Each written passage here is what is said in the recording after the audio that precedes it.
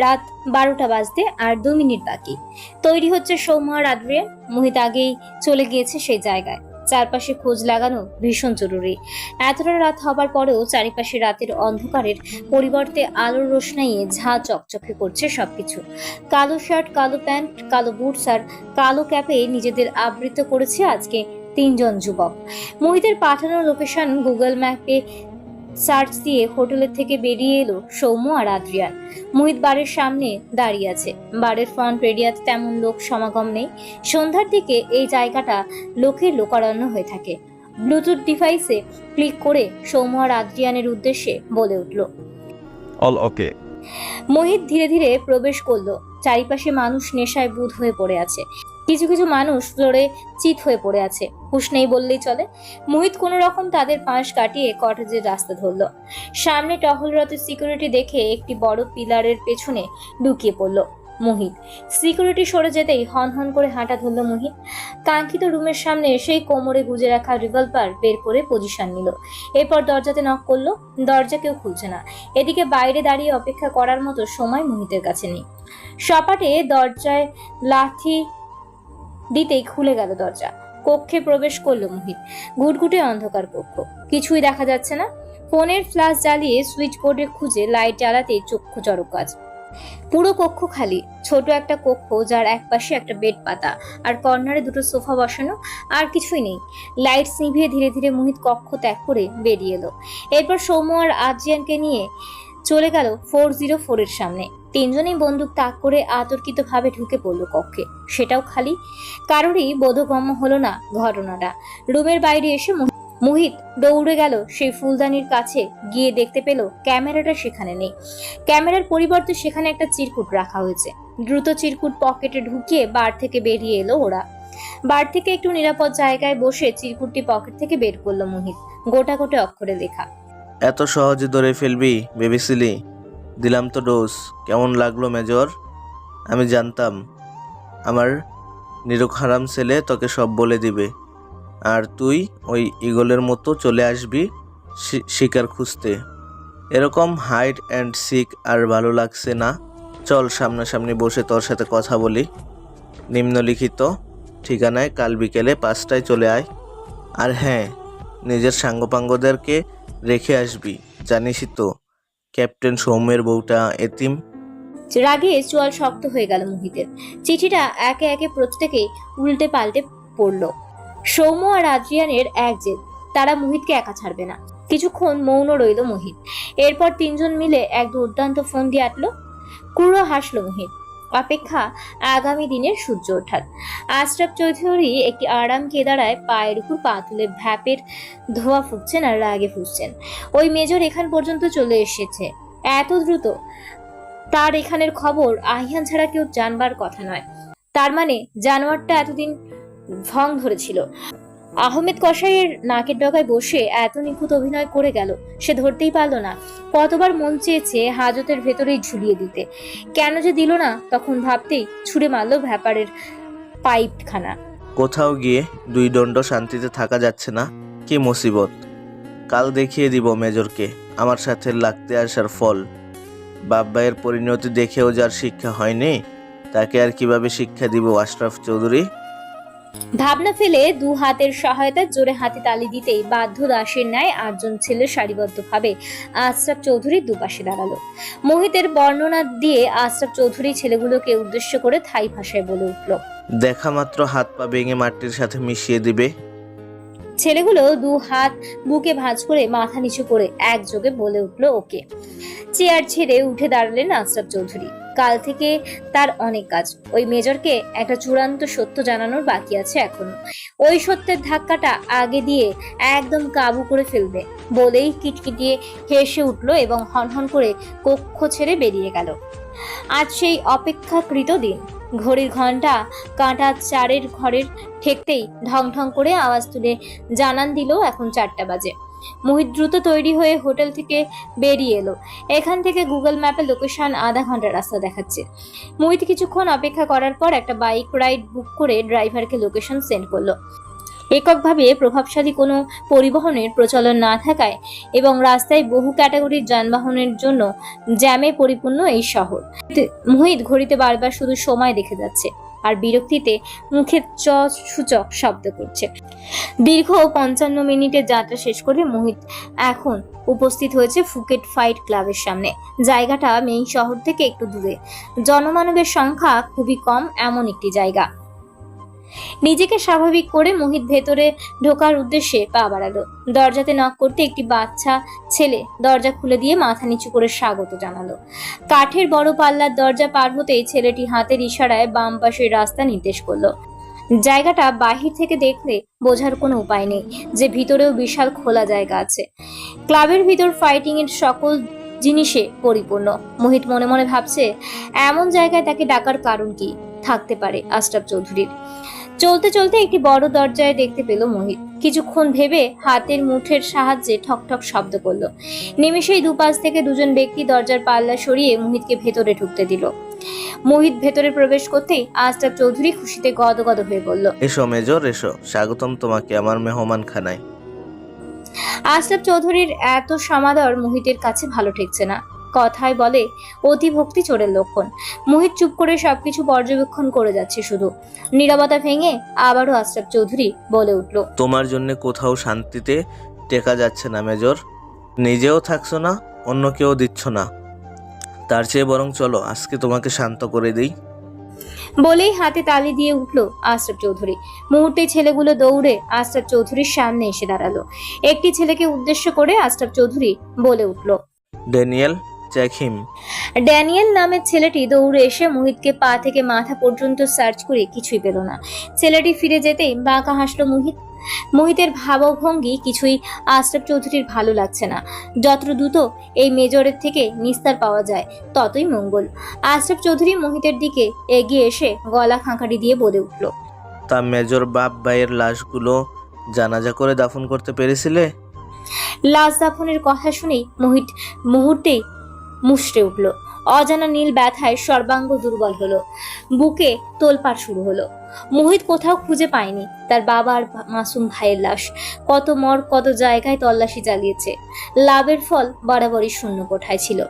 মোহিতের নীরবতা দেখে আশরাফ চৌধুরী বলে উঠল, চলো মেজর, একটা ম্যাজিক দেখাই তোমাকে। বলতেই দুটো ছেলে ধরাধরি করে একটা কফিন আনলো। মোহিতের সামনে কফিনটা রাখার নির্দেশ দিলেন আশরাফ চৌধুরী। ছেলেগুলো কফিন রেখে সোজা মোহিতের পেছনে বুকে হাত ভাঁজ করে দাঁড়ালো। আশরাফ চৌধুরী হাঁটু ভাঁজ করে বসে কফিনের ঢাকনা খুলতে তৎপর হলেন। মোহিত যেন কোনো কিছু বলার ভাষায় খুঁজে পাচ্ছে না। এতগুলো বছর পর আশরাফ চৌধুরী লাশ দাফনের কথা বলে এভাবে কেন ব্যথিত করবে মোহিতকে? একজন সন্তানের কাছে পিতার লাশ দাফনের কার্য সম্পন্ন করতে না পারার যে কষ্ট বা ব্যর্থতা, এটা কি আশরাফ চৌধুরী বুঝবে? নিমেষেই খুট করে খুলে গেল কফিনের দরজা। ধ্যান ভাঙলো মোহিতের। কফিনের দিকে দৃষ্টি দিতেই হাঁটু গেড়ে বসে গেল মোহিত। লাশটি আর কারো নয়, তার বাবা আদনান ওয়াসিফের লাশ। লাশটি দেখে আশরাফ চৌধুরী হু হু করে হেসে উঠল। মোহিতকে উদ্দেশ্য করে বলে উঠল, দেখো মেজর, তোমার বাপকে কত যত্ন করে রেখে দিয়েছি আমি। দেখ মেজর, তোর বাপকে কত যত্ন করে রেখে দিয়েছি আমি। অনেক ভুগিয়েছিল আমাকে। যখন কোনো কারণ খুঁজে নাই রাগ করার জন্যে, তখন তোর বাবার লাশটা বের করে দেখি, খুব রাগ হয় তখন জানিস। তখন রাগের চোটে মনে চায় সব জ্বালিয়ে দেই। তোর ভাইয়ের লাশও আছে রে মেজর, ওইটাও রেখেছি, ফেলতে পারিনি, মায়া লেগেছে। ছেলেটির জন্য বলেই ছেলে দুটোকে নির্দেশ দিল ছোট কফিনটা নিয়ে আসতে। ছেলে দুটো কফিন নিয়ে এসে মোহিতের সামনে রাখতেই মোহিত কফিন খোলার জন্য উন্মাদ হয়ে গেল। মোহিতের এমন অস্বাভাবিক আচরণে আশরাফ চৌধুরী হেসে কুটি কুটি হচ্ছে। তার ভাব দেখে মনে হচ্ছে এমন হাস্যকর দৃশ্য পৃথিবীতে দ্বিতীয়টি আর হয় না। মুখিতের কফিনটা মুহূর্তেই খুলে ফেললো মোহিত। এক পাশে বাবার, আরেক পাশে প্রাণপ্রিয় আদরের ভাইয়ের মেডিসিন মিশ্রিত ফ্যাকাশে লাশ দেখে মোহিতের বুকে ব্যথা শুরু হলো। টপ টপ করে শুধু মোহিতের চোখ দিয়ে জল গড়িয়ে পড়ছে। মোহিত মুখে কিছু বলতে পারছে না। লাশগুলোর মেডিসিনের ঝাঁঝালো গন্ধে প্রত্যেকের নাকে রুমাল গুজলো। মোহিত সেভাবে ঠাঁই বসে রইল। কিছুক্ষণ বাদে আশরাফ চৌধুরী হুঙ্কার দিলেন কফিন দুটো নিয়ে যেতে। ছেলেগুলো কফিন নিয়ে যেতেই আশরাফ চৌধুরী ড্যানিয়েল নামের ছেলেটিকে বললেন, কিল হিম। আশরাফ চৌধুরীর নির্দেশ পাওয়া মাত্রই ছেলেগুলো মুহিতকে ঘিরে ফেললো চারপাশ থেকে। মুহিত মাটির দিকে দৃষ্টি দিয়ে এক ধ্যানে বসে রয়েছে। ছেলেগুলোর মধ্য থেকে কায়ু নামের ছেলেটি মুহিতের শার্টের কলার টেনে ধরে দাঁড় করালো। মুহিতের আজকে নিজেকে ভারসাম্যহীন মানুষ বলে মনে হচ্ছে, যার পায়ে বল নেই, মনে জোর নেই, মাথায় বুদ্ধি শূন্য। মুহিতের মা এই লাশগুলো দেখে আবারও জীবন মৃত হয়ে যাবে, আবারও এই বেদনা ভরা অতীতের পুনরাবৃত্তি হবে। মুহিতের ভাবনার মাঝেই মুহিতের মুখ বরাবর একটা পাঞ্চ মেরে দিল বডি বিল্ডারদের মতো দেখতে একটি ছেলে। টাল সামলাতে না পেরে পড়ে গেল মুহিত। সে এখনো নির্বিকার, ঠোঁট ফেটে রক্ত ঝরছে, সেদিকে তার কোনো খেয়াল নেই। জড়বস্তু লাগছে তার নিজের কাছে। হঠাৎই মুহিতের স্বপ্নে বলা কথাগুলো মনে পড়ল মুহিতের। ভাইয়া, তুমি কাপুরুষ। পাপা তোমাকে তার যোগ্য পুত্র ভেবে অনেক দায়িত্ব দিয়ে এসেছিল, তুমি কিছুই পালন করনি। তুমি চলে যাও আমাদের দরজার সামনে থেকে। পাপা কোনোদিন আর তোমার সাথে কথা বলবে না। চলে যাও, চলে যাও ভাইয়া, চলে যাও। চোখ খুলে উঠে দাঁড়ালো মুহিত। সে এখান থেকে জ্যান্ত ফিরবে, সাথে বাপ ভাইয়ের লাশ নিয়েই ফিরবে। পিছন মুড়ে সবগুলো ছেলেকে দেখে নিল মুহিত। প্রত্যেকটা ছেলের শরীরের গঠন, উচ্চতা, গায়ের রং এক, শুধু চেহারা আলাদা। এরা সবাই যে ভালো ফাইট জানে তাদের শরীর আর আশেপাশের ইকুইপমেন্ট দেখেই বোঝা যাচ্ছে। ছেলেগুলো খালি গা, সবার পরনে কালো প্যান্ট আর বুটস, ধবধবে ফর্সা শরীরে মাসলগুলো চকচক করছে। মুহিত এদের সাথে শক্তি দিতে পারবে কিনা জানে না, কিন্তু মনোবল হারাতে পারবে সে। পারতে তাকে হবেই। নিজের গায়ের শার্ট খুলে ছুঁড়ে মারল মুহিত। শার্টের ভেতর থেকে বেরিয়ে এলো মুহিতের মার্শাল যুক্ত জিম করার শক্ত বাড়ি। ঘাট ঘুরিয়ে কটকট শব্দে হাড়ের গিট ফুটিয়ে নিজেকে রিল্যাক্স করলো মুহিত। ছেলেগুলো ক্যারাটে পোজে ঘিরে দাঁড়িয়ে গেল মুহিতের চারপাশে। বাঁকা হাসলো মুহিত। মুহিত নিজেও একজন ক্যারাটে ব্ল্যাক বেল্ট পাওয়ার চ্যাম্পিয়ন, কিন্তু ভাবে কিছুই প্রকাশ করলো না। হাসতে ধীরে কোমরে হাত দিয়ে খুলে ফেললো বেল্টের বকলেসের পিন। ছেলেগুলো এগিয়ে আসতে সহসায় বেল্ট খুলে পেঁচিয়ে ঘুরিয়ে ঘুরিয়ে বাড়ি দিতে লাগলো। ছেলেগুলো সামান্য আহত হয়ে ছিটকে পড়ে গেল। আহত বাঘের ন্যায় ফুস করতে করতে ছেলেগুলো উঠে দাঁড়ালো। একটা ছেলে দৌড়ে এসে মুহিতের পেট বরাবর পাঞ্চ মারা ট্রাই করলো। মুহিত তার বুদ্ধি আর শক্তির সাহায্যে ছেলেটির পাঞ্চ ব্লক করে নিজের হাঁটু দিয়ে ছেলেটিকে তলপেট বরাবর আঘাত করলো। এরপর কনুই দিয়ে বুকে আঘাত করতে মাটিতে লুটিয়ে পড়লো ছেলেটি। দৌড়ে এলো আরো দুটো ছেলে, পেছন থেকে দুজনেই মুহিতকে জাপটে ধরলো। মুহিত কনুয়ের সহায়তায় তাদের দুজনকেই বুকের খাঁচা বরাবর আঘাত করলো। ছেলেগুলো ছিটকে না পড়ে মুহিতকে আরো ভালো করে চেপে ধরলো। মুহিত তার সমস্ত শক্তি দিয়ে হাত ঝাড়া দিয়ে ফেলে দিল ছেলে দুটোকে। এরপর দৌড়ে একটা ওয়ালের অর্ধেক পর্যন্ত উঠে ঝাঁপিয়ে পড়লো ছেলেগুলোর উপর।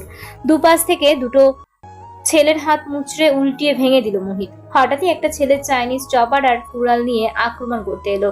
হঠাৎ সৌম্য আর আদ্রিয়ান দৌড়ে এসে প্রোটেক্ট করলো মুহিতকে। শুরু হলো ফাইট। কেউ কারো থেকে কম যাচ্ছে না। দুই পাশের মানুষেরই রক্ত ঝরে যাচ্ছে সমানে। বিভিন্ন মিলিটারি কায়দায় শক্তি, বলে আর বুদ্ধির জোরে সবগুলো ছেলেকে কাবু করে ফেললো তারা তিনজনে। হঠাৎই পেছন থেকে একটা চাইনিজ চপার ছুঁড়ে মারলো মুহিতের দিকে। সৌম্য চিৎকার করতেই মুহিত সাইডে সরে যায়। ধারালো সেই চপার মুহিতের সামনের দেওয়ালে লেগে অর্ধেক ঢুকে গেল। এবার মুহিতের মাথায় খুন চেপে গেল।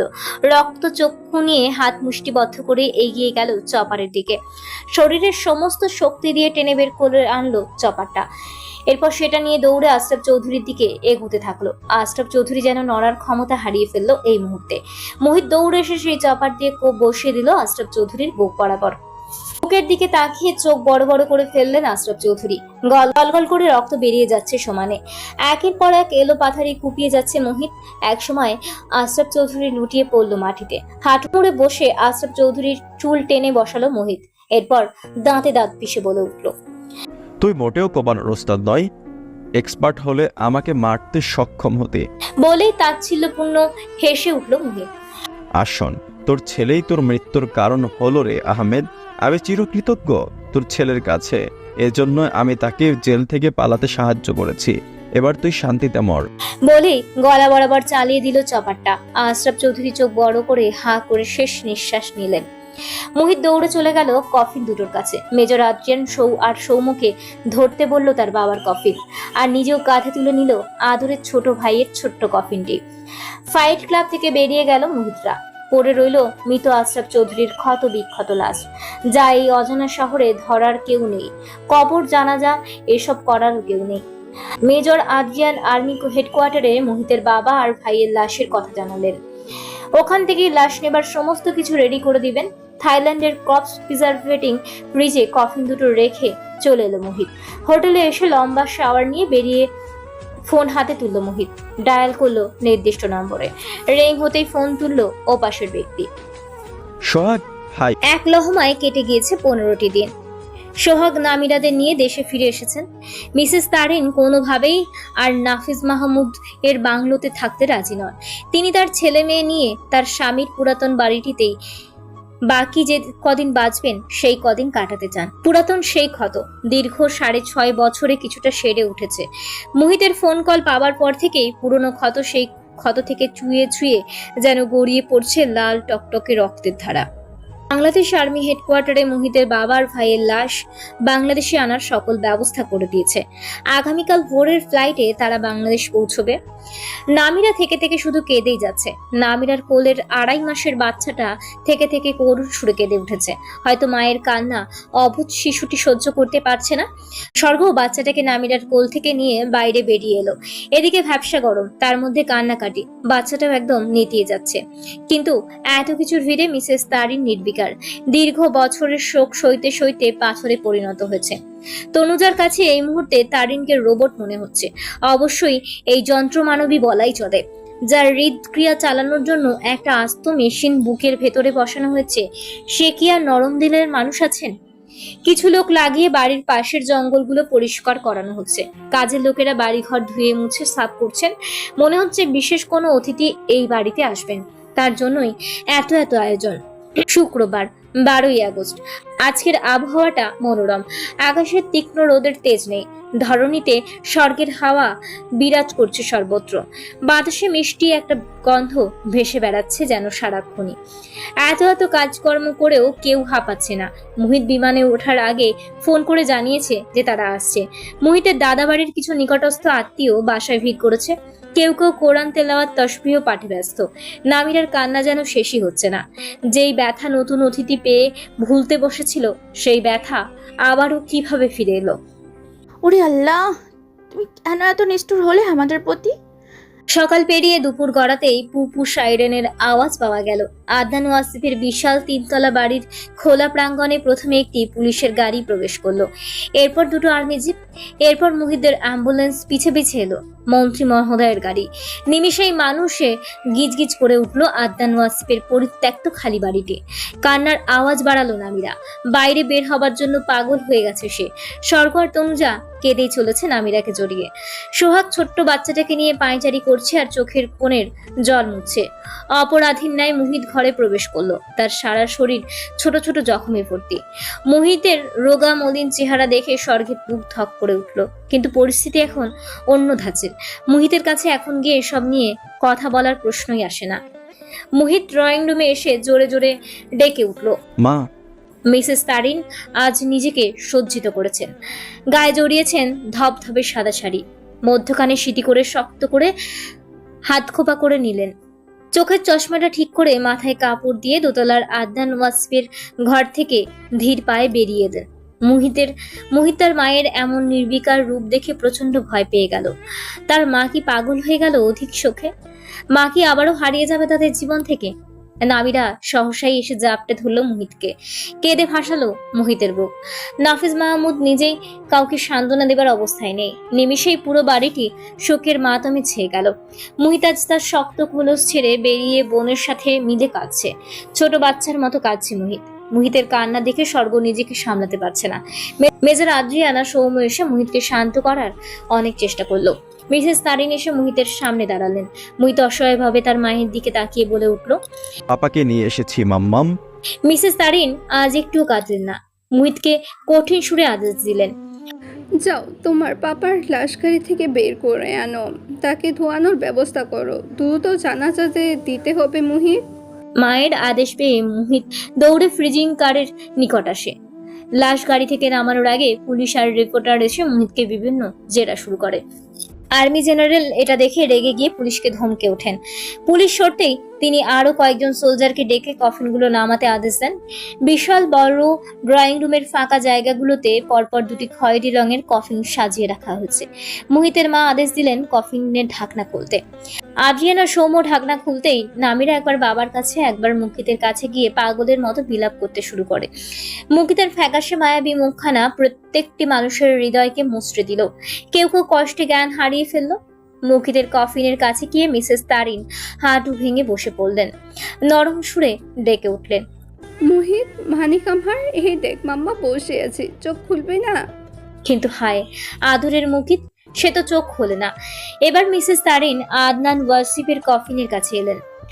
আদনান, এই আদনান, উঠবে না?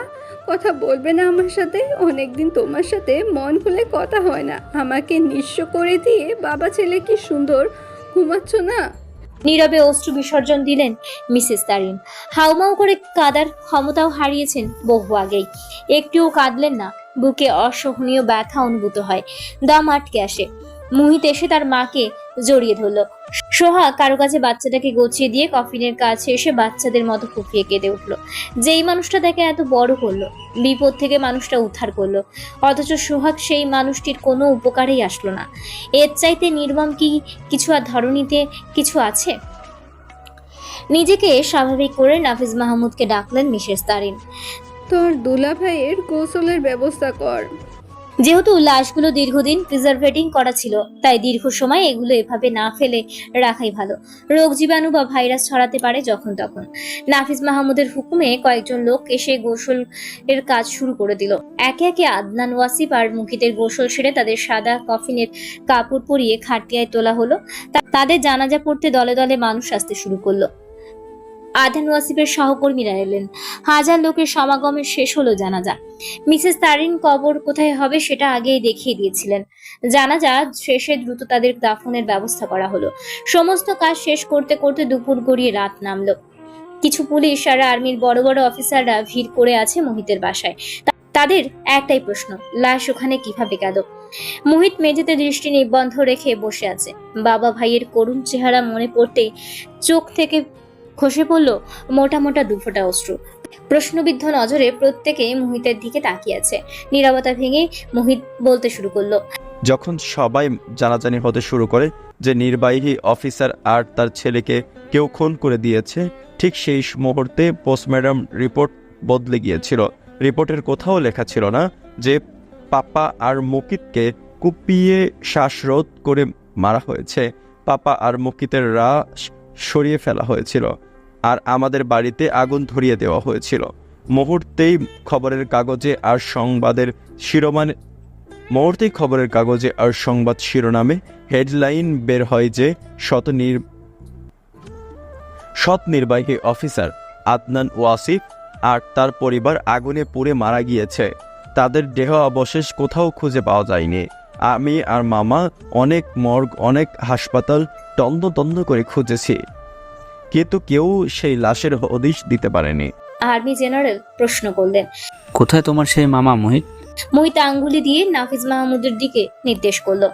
সকলেই মোহিতের আঙুল বরাবর তাকিয়ে অবাক হয়ে গেল। একযোগে সবাই প্রশ্ন করলেন, মেজর জেনারেল নাফিস মাহমুদ তোমার মামা? মোহিত মাথা নিচু করে জবাব দিল, জি স্যার। তুমি একথা কেন এতদিন আমাদের বলনি মোহিত? অবাকের স্বরে জানতে চাইলেন ব্রিগেডিয়ার জেনারেল। আমি চাইনি আমার বাবা আর আমার ভাইয়ের মতো আমার মাও হারিয়ে যাক। আশরাফ চৌধুরী পাপাকে বলেছিল আমাদের যে হেল্প করবে তাকে মেরে ফেলবে। মোহিত কিছু স্থির চিত্র আর পেন ড্রাইভ বের করে নিয়ে আসলো তার কক্ষ থেকে। সেগুলো পুলিশের ডিআইজির হাতে তুলে দিয়ে মোহিত আহত সুরে বলল, এখানে আশরাফ সাহেবের সাথে জড়িত বিভিন্ন ধরনের পুলিশ অফিসাররাও সামিল রয়েছে, যারা মোটা অঙ্কের ঘুষ খায় আর অপরাধ করে বেড়ায়। এখানে তাদের সকল বায়োডাটা আর কি অপরাধ করে সকল বিবরণ রয়েছে। পাপা নিজে এদের শাস্তি দিতে চেয়েছে, কিন্তু ওনাকেই তো চিরতরে শেষ করে দেওয়া হয়েছে। আমি চাই আপনারা সকল প্রমাণের ভিত্তিতে এদেরকে অ্যারেস্ট করুন, দেশকে কলুষিত মুক্ত করুন। এরপর মোহিত আবারও বলতে শুরু করলো, মা যে বেঁচে ছিল এটা আশরাফ চৌধুরী জানতেন না। তিনি কৌশল খাটিয়ে লাশগুলো থাইল্যান্ড নিয়ে যায়। সেখানে এগুলো এতগুলো বছর রিজার্ভ আর্নিং করা ছিল। উনি কেন এতদিন পর্যন্ত লাশগুলোকে রেখেছিলেন তা আমার কাছে অজানা। হয়তো পাপার মৃত্যুতে বেশ উত্তেজনায় সৃষ্টি হয়েছিল, এই জন্য হয়তোবা তিনি নিজে বাঁচার জন্য লাশ পাচার করে গুম করেছিলেন। আশরাফ চৌধুরী এখন কোথায় আছেন জিজ্ঞেস করলেন এক পুলিশ অফিসার। মোহিত সাবলীল কণ্ঠে উত্তর দিল, বন্দুক যুদ্ধে নিহত হয়েছেন তিনি। আর্মি অফিসাররা পুলিশগুলোকে নিয়ে বেরিয়ে গেলেন। নাফিজ মাহমুদ বোনকে বিভিন্ন সান্ত্বনা দিলেন। স্বর্গ এখনো ফুফিয়েই যাচ্ছে। নামিরা জ্ঞান হারিয়ে পড়ে রয়েছে। ইতিমধ্যে বাড়ি খালি হতে শুরু করেছে। ধীরে ধীরে আত্মীয় স্বজন ফিরে যাচ্ছে নিজ নিজ আবাসস্থলে। মোহিতকে উদ্দেশ্য করে মিসেস সারিন বলে উঠলেন, তুমি আমার মনের এতদিনের দাউ দাউ করে জ্বলা আগুন নিভিয়ে দিয়েছ মোহিত। তোমার বাবা সত্যি আমাদের জন্য তার অবর্তমানে একজন যোগ্য গার্ডিয়ান রেখে গিয়েছেন। এভাবে আমাদের আগলে রেখো মোহিত। বলেই মোহিতের গালে মমতার হাত ছোঁয়ালেন মিসেস সারিন। মায়ের আদুরে হাতের স্পর্শে চোখ বন্ধ করে ফেলল মোহিত। টুপ করে গড়িয়ে পড়ল উষ্ণ দুফোঁটা জল। মোহিতের আজকে সত্যি পিতার যোগ্য পুত্র মনে হচ্ছে। মোহিত পেরেছে তার বাবা ভাইয়ের লাশের জানাজা করে কবর দিতে এবং অপরাধীদের শাস্তি দিতে। তার বাবা ভাইকে বেওয়ারিশ লাশ হতে দেয়নি। সমস্ত ঝুট ঝামেলা পেরিয়ে গেছে একটা মাস। ধীরে ধীরে ক্ষতগুলো শুকিয়ে যাচ্ছে। নিজের স্বামী সন্তানের কবরের দিকে তাকিয়ে শান্তিতে বুক ভরে নিঃশ্বাস নেন মিসেস তারিন। তিনি তার পাশেই পুত্র স্বামীর উপস্থিতি অনুধাবন করতে পারেন। সবাই ধীরে ধীরে স্বাভাবিক জীবন যাপনে অভ্যস্ত হয়ে যাচ্ছে। আশরাফ চৌধুরী নামক মানুষের অস্তিত্ব ভুলতেই বসেছে সবাই। কেটে গিয়েছে আরো 15 দিন।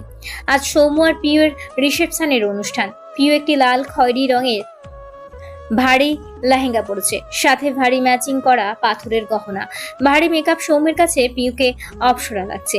বহু কষ্টে বিচারা নিজেকে ধরে রেখেছে, না হলে মন বারবার বলছে, যা বেটা, জড়িয়ে ধরে চুমু খা, ওইটা তোরই বউ। সৌম্যর রিসেপশনের আয়োজন করা হয়েছে সেনাকুঞ্জে। বড় বড় সকল আর্মি অফিসার এসেছে নিমন্ত্রণ খেতে। সৌম্য অলরেডি কোয়ার্টারের জন্য আবেদন করেছে। আজকে আপাতত ভাড়া বাসায় উঠবে। বাসাটা অবশ্য পিউয়ের পছন্দতেই নিয়েছে সৌম্য। বিশাল ড্রয়িং রুম আর খোলা বারান্দা। পিউ এটা খুব পছন্দ করে। পিউয়ের সকল চাওয়া অক্ষরে অক্ষরে পালন করবে সৌম্য। বিশাল জাঁকজমকভাবে শেষ হয়ে গেল সৌম্য আর পিউয়ের বিয়ের অনুষ্ঠান। মোহিতকে টেনে কমিউনিটি সেন্টারের এক চিপায় নিয়ে এসেছে স্বর্গ। মোহিতের গলা জড়িয়ে ধরে আদুরে স্বরে জানতে চাইল, আমাদেরটা কবে হবে? মোহিত স্বর্গের ঠোঁটে চুমু দিয়ে আদর মিশ্রিত কণ্ঠে বলে উঠল, আর একটু গুছিয়ে নেই সবকিছু। স্বর্গ মন খারাপ করে দৃষ্টি অবনত করে সম্মতি জানালো। স্বর্গের মুখের দিকে তাকিয়ে মোহিত মনে মনে অনেক কষ্ট পেল। ভাষায় প্রকাশ না করে একটা দীর্ঘশ্বাস ছেড়ে বলল, বাসায় চলো।